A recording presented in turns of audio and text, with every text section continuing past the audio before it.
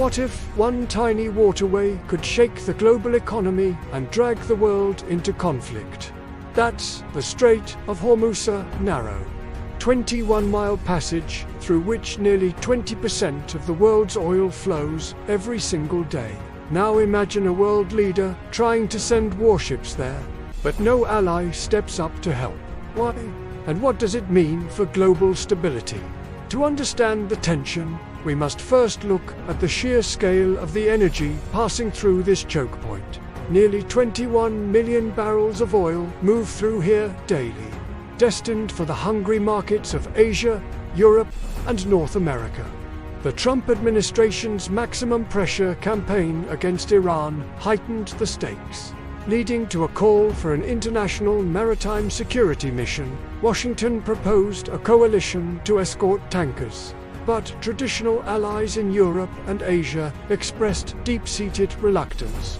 European nations feared that joining a US-led naval force would be seen as an endorsement of a strategy aimed at regime change. They preferred a diplomatic path, worried that a military buildup could trigger a direct confrontation that no one was prepared for.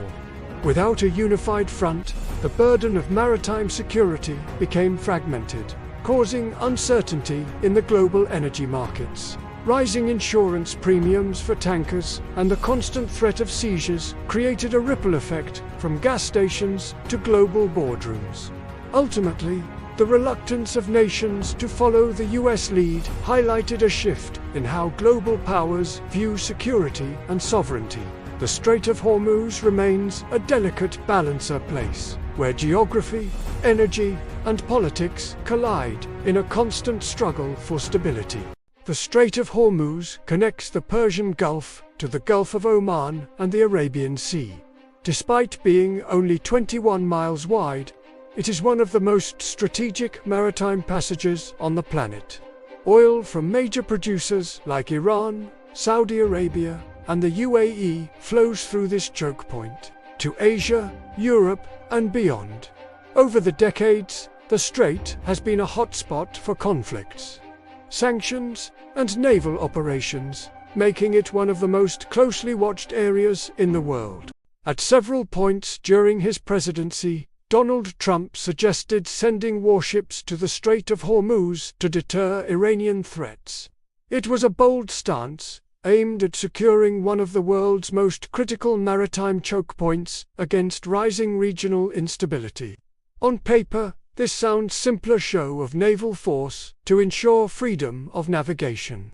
But in practice, it was deeply complicated. The proposal called for a broad international coalition, yet the response from America's traditional partners was unexpectedly cool.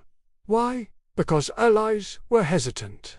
They saw the situation through a lens of extreme caution and strategic calculation. Countries like European nations, Japan, and South Korea rely heavily on the oil flowing through the strait for their daily survival. For these nations, the strait isn't just a geographical point. It is a vital economic lifeline that keeps their major industries running. Engaging militarily could trigger a direct escalation with Iran, which might lead to a complete closure of the narrow waterway. Such a move would disrupt global trade, skyrocket energy prices, and severely damage their fragile domestic economies. Many allies feared that an increased military presence would undermine existing diplomatic efforts and increase the likelihood of accidental conflict. Essentially, the risk of being dragged into a potential conflict outweighed the benefits of showing support for the naval deployment. In the end, the lack of a unified front highlighted the delicate balance between military posturing and global economic stability. For Iran, the strait is more than just a passage.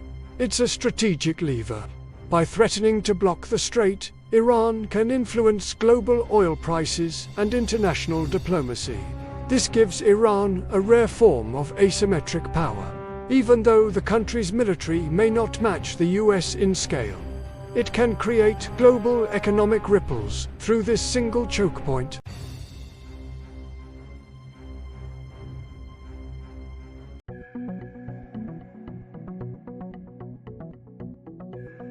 For the US and its allies, intervening in the strait is a high-stakes gamble.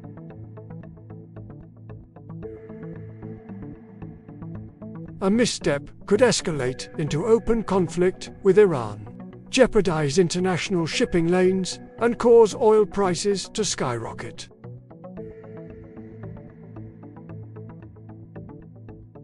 Countries that refused to support Trump's naval proposals were essentially weighing the economic and political costs against military pride.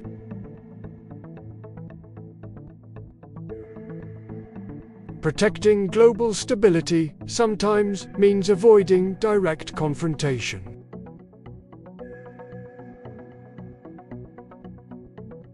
If a conflict were to erupt in the strait, the effects would be felt worldwide. Oil prices would surge, supply chains would be disrupted, and global markets would experience severe instability. Even minor tensions here can create ripple effects, from higher energy costs to inflation and geopolitical uncertainty. History shows just how sensitive this region is. During the Iran-Iraq War in the 1980s, both countries targeted oil tankers, causing the so-called tanker war. More recently, Iran has occasionally threatened to close the strait during periods of sanctions or military tension. Each time, the world's economies held their breath. Why didn't countries back Trump's proposals? Because any participation meant risking escalation with Iran, economic fallout, and possible retaliation. For countries heavily dependent on oil imports, the calculus was simple. Avoid war, maintain stability, and rely on diplomacy rather than confrontation. The Strait of Hormuz remains a delicate balance of power, where caution often outweighs aggression. To sum up, the Strait of Hormuz may be just 21 miles wide, but it is central to global stability. Iran wields strategic leverage. The US seeks to protect allies and oil flow. And other nations carefully weigh the risks of involvement. A single flashpoint in a tiny waterway can influence economies, politics, and security around the world. The lesson: in geopolitics, sometimes restraint is as powerful as action. If you want to understand more global flashpoints and how they shape the world economy, subscribe and stay tuned for our next deep dive.